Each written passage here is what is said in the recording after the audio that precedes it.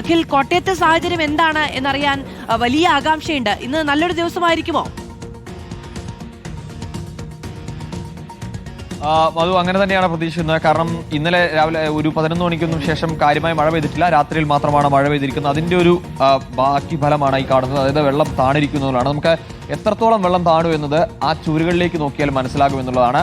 ആ കാണുന്ന രീതിയിൽ വെള്ളം ഇറങ്ങിപ്പോയിട്ടുണ്ട്. പക്ഷേ ഇത്ര വെള്ളം ഇറങ്ങിപ്പോയിട്ടും അതിന്റെ മറൊരു വശം കൂടിയുണ്ട്. അതായത് ഇത്രത്തോളം വെള്ളം ഇറങ്ങിയിട്ടും വീടുകൾ ഇപ്പോഴും വെള്ളത്തിനടിയിലാണ് എന്നുള്ളത് നമുക്ക് നേരെ ഈ കാണുന്ന വീടിന്റെ നേരെ മറുവശത്തെ വീട്ടിലേക്ക് നോക്കിക്കഴിഞ്ഞാൽ അവിടെ കാണാൻ കഴിയുമെന്നാണ്. ഇപ്പോഴും ആ വീടിന്റെ ഒരു തറയ്ക്ക് മുകളിലേക്ക് കയറി വീടിനുള്ളിലേക്ക് കയറുന്ന തരത്തിൽ അത്രത്തോളം വെള്ളം ആ വീടിൽ നിലനിൽക്കുന്നുണ്ട് എന്നുള്ളത് തന്നെയാണ്.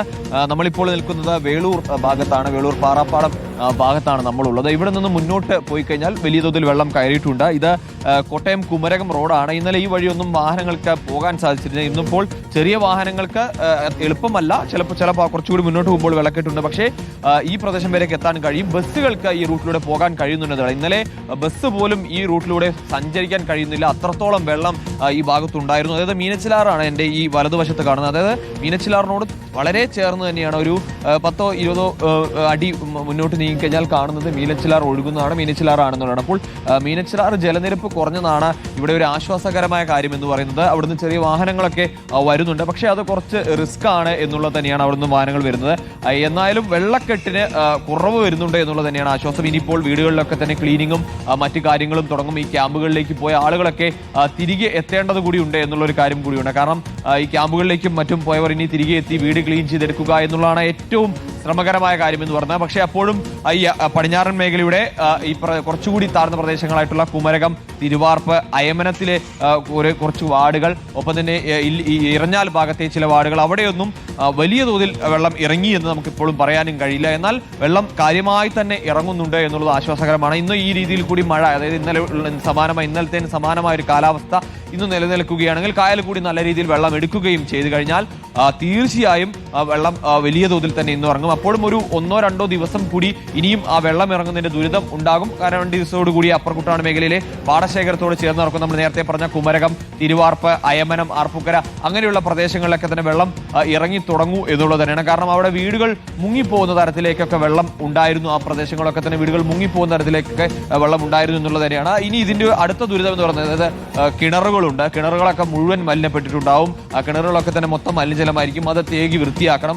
വീടിനുള്ളിലേക്ക് കയറുമ്പോൾ വലിയ തോതിൽ നാശനഷ്ടങ്ങൾ സംഭവിച്ചിട്ടുണ്ടാവും. പലരും കയറ്റി വെച്ച് പോയിട്ടുണ്ടാവും. അതായത് ആദ്യഘട്ടത്തിൽ വെള്ളം കയറുമ്പോൾ തന്നെ കുറച്ചൊക്കെ ഉയർത്തി വെച്ചായിരിക്കും പോയിട്ടുണ്ടാവും. പക്ഷേ അതിനപ്പുറത്തേക്കുള്ളൊരു വെള്ളം കയറി വന്നിരുന്നു. അതിന് അവർ പലരും പ്രതീക്ഷ കഴിഞ്ഞ വർഷങ്ങളിൽ ഉണ്ടായതിനൊക്കെ അപ്പുറത്തേക്കുള്ളൊരു വെള്ളക്കെട്ട് അല്ലെങ്കിൽ വെള്ളം ഉണ്ടാവുന്ന രീതി ഉണ്ടായിരുന്നു. അപ്പോൾ പല സാധനം എന്തൊക്കെ നഷ്ടമായി, അവർക്ക് എന്തൊക്കെ കേടുപാടുകൾ സംഭവിച്ചു എന്ന് ആദ്യഘട്ടത്തിൽ വീട്ടിൽ നിന്നും ഇറങ്ങിപ്പോയ ആളുകൾക്ക് പെട്ടെന്ന് കയ്യിൽ കിട്ടിയ ഡ്രസ്സും വസ്ത്രങ്ങളും ഒക്കെ എടുത്തു പോയവരായിരിക്കും. അപ്പോൾ അവർക്കൊക്കെ ഇനി എന്തൊക്കെ സംഭവിച്ചു എന്ന് അറിയണമെങ്കിൽ വീടിനുള്ളിലേക്ക് കയറി പോകേണ്ടതുണ്ട്. അവർ തിരികെ വന്നു തുടങ്ങുന്ന ആളുകൾ എന്നുള്ളതാണ്. അപ്പോൾ ഇനിയും ഒരുപാട് കടമ്പകൾ ഈ പടിഞ്ഞാറൻ മേഖലയിൽ പഴയ സ്ഥിതിയിലേക്ക് ആവണമെങ്കിൽ ഇനിയും അവർക്ക് മുൻപിലേക്കുണ്ട്.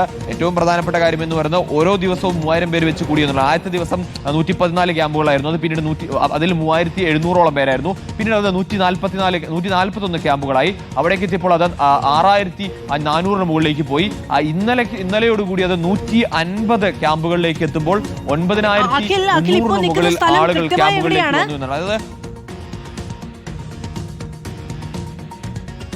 മധു, ഞാനിപ്പോൾ നിൽക്കുന്നത് വേളൂർ പാറോപ്പാടം ഭാഗമാണ്. അതായത് കോട്ടയം കുമരകം റോഡാണ്. കോട്ടയം കുമരകം റോഡിലെ കുറച്ച് ഫ്രണ്ടിലേക്ക് വരുമ്പോൾ താഴത്തങ്ങാടി കഴിഞ്ഞ് താഴത്തങ്ങാടിയിൽ മുന്നോട്ട് വന്ന് തൊട്ടടുത്ത കവലയിലേക്ക് എത്തുമ്പോഴുള്ള ഭാഗത്താണ് നമ്മളിപ്പോൾ നിൽക്കുന്നത്. അവിടേക്കൊന്നും കഴിഞ്ഞ ദിവസം ഈ ഭാഗത്തേക്കൊന്നും വരാൻ പോലും കഴിയാത്ത രീതിയിൽ ഇവിടെയൊക്കെ വെള്ളക്കെട്ടായിരുന്നു എന്നുള്ളതാണ്. കടന്നു പോകാം, പക്ഷെ അപ്പോഴും നമുക്ക് റോഡിൽ ഏതാണ്ട് മുട്ടിന് താഴെ വെള്ളം കാണാനും കൂടി കഴിയുന്നുണ്ട് എന്നതാണ്. ഇപ്പോൾ വാഹനങ്ങളൊക്കെ വേഗത കുറച്ചിട്ടൊക്കെ ആണെങ്കിലും കടന്നു പോകുന്നുണ്ട് എന്നതാണ്. ഇന്നൊരു ദിവസം കൂടി മഴ മാറി നിൽക്കുകയാണ് എങ്കിൽ അത് എക്സൈസിന്റെ ഒരു വാഹനമാണെന്ന് തോന്നുന്നു. അപ്പോൾ ഇന്നൊരു ദിവസം കൂടി മഴ മാറി നിൽക്കുകയാണെങ്കിൽ അവിടെ ഒരു ആശ്വാസം ഉണ്ടാകും എന്നതാണ് നമുക്ക് മനസ്സിലാക്കാൻ കഴിയുന്നത്.